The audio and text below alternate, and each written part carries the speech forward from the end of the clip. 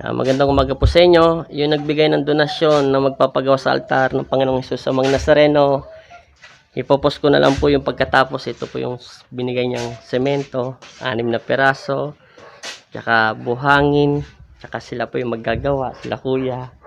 Ito po yung ipapagawa sa altar. Oh. Yan po.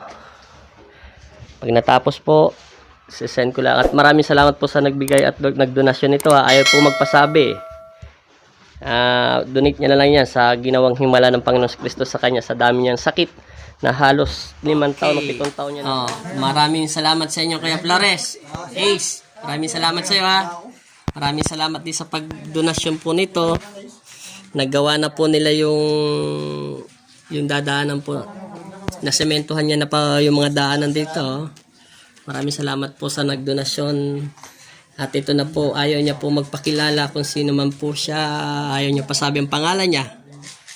Yan na po, nasementohan na po ha. Salamat sa kanila, sa naggawa. Salamat Papa Jesus. Sana pagpalain nawa yung nagdonasyon nito sa amin. At maraming salamat sa nagdonasyon. Basta tayo niya po magpasabi ng pangalan, pagpalain nawa ang kanilang pamilya. At bigyan pa po siya ng lakas. At maraming salamat din sa naggawa si Kuya Flores at si Ace. Okay, maraming salamat.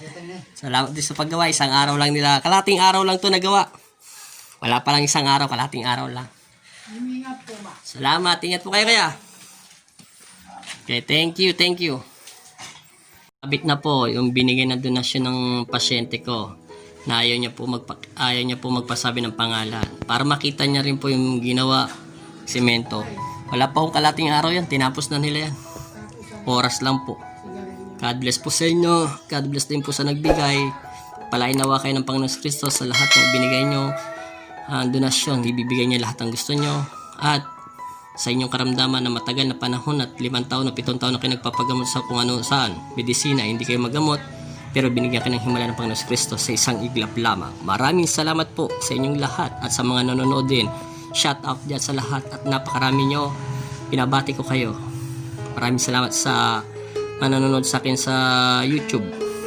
God bless po sa inyong lahat.